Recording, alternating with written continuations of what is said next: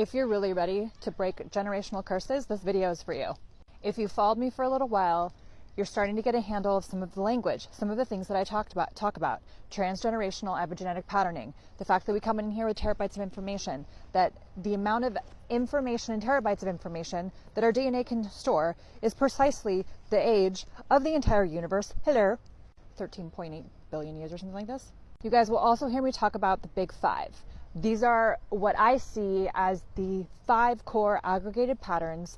Not only have I seen them in sessions, but when I'm tapping into the field, everybody runs to some degree, a combination thereof, because we've all come from either war, some level of religious patterning, or occult practices, Freemasons, witchcraft, things like this, sorcery, or we've come from desperation, starvation, famine, these kinds of things.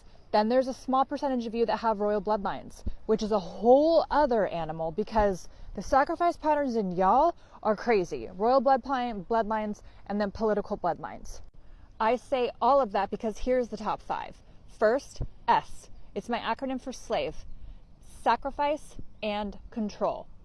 If you are control, fearful, or controlling, you are most likely running some level of a sacrifice pattern.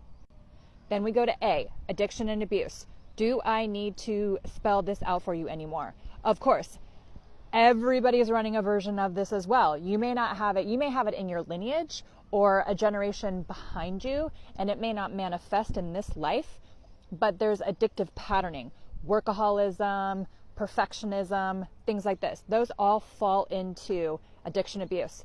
Self-abuse, by the way, perfectionism, highest form of it. Highest form of self-abuse.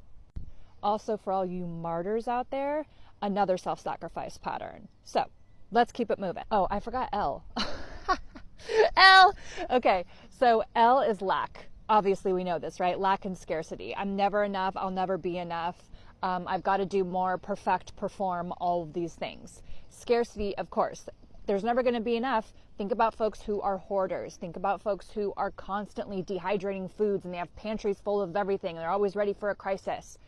Big time have come from some level of lack, scarcity, or a war pattern where they lost everything and they're just always prepared for the worst. This is very disempowering, this frequency. We don't like any of that. So that is victim. And then self-value. Self-value, when you don't have value of self. So you, let's say, may run a combination of like S and V, right? So, or L and V. Like if you don't have a high value of self, you're usually running in combination, in tandem, a lack pattern. If you don't have a high value of self, typically there's a religious parent who put a lot of value on external empowering of self. So you have no internal reference of how to do that for yourself. So again, with the religiosity, it's a very disempowering frequency to be around when done very darkly. If you're getting all of the same benefits as the religions that you're following and you're all about that life, mazel. But let me tell you, in the countries that I've traveled in the last 2 years, from Arab countries to Catholic countries, everybody, for the most part, feels pretty fucking suppressed by it. That's for another video. Again, I'm not saying this is wrong. I'm just saying it's something to notice, that if you are not getting all the things that you think you deserve in life, your inherent levels of abundance, chances are there's a disempowerment frequency running in your field, and that disempowerment frequency is coming from lineages of religiosity. At least 14. That's what we know of for now. It's peer reviewed. But our DNA stores all the information of the universe. So when you come online, you have access to all this stuff, you guys. That is the movie of the Matrix. You have to free your mind. That's what the game is. That's why it's the first law of mentalism, is that everything is mental. All of this is a construct. Everything is a hologram. This is holography. It's projection. It's projection reflecting you back to you based on the patterns of the programs that you're running. So once you understand the mechanics of how this works, you can start to manipulate it and have some fucking fun.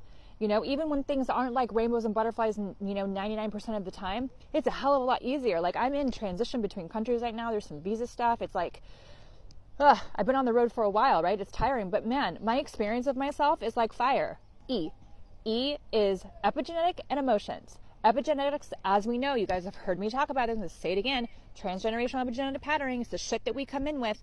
You are not these patterns. It is your responsibility to delete them though. You have to own them, take ownership of them, and delete them. Listen, if you've been on this channel for a while, you know that I have had all the things, okay? Essay in every decade, I've been trafficked, I've had abuse, like it's been awful, right?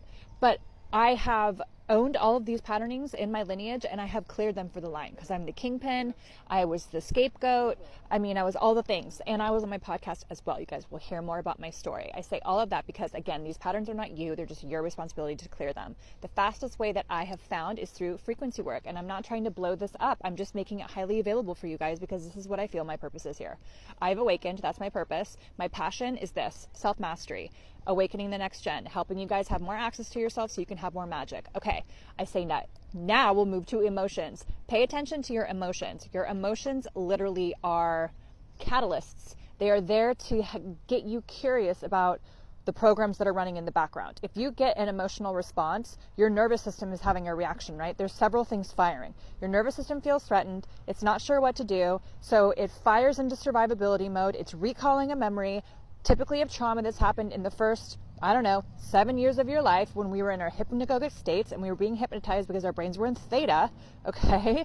We're observing our environment. We're getting the blueprint of how these things work. It's incongruent to how we feel inside, and there it is. I'm here to help you shake all that shit up.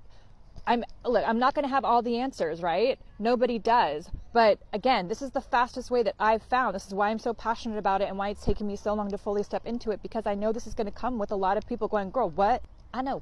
Listen, I get into sessions with people, something magical happens. It's truly an honor. It's an energy exchange, and it makes a lot of fucking sense. It's up to you how much you guys want to do this stuff. This is why I have all these things available for you. It's why I'm making the podcast. It's why I have the book coming out. Like, the podcast is live. Use that as a resource. It's free. There's meditations in there. Join the Telegram channel. I have meditations in there. Like, you don't have to do this alone, and you're not crazy with what you're seeing and perceiving. It's time. It's time for us to band together. It is. So I'll see you guys in the comments, and I hope that was helpful. Welcome to the next gen of awakening, y'all. Welcome to Super Freak.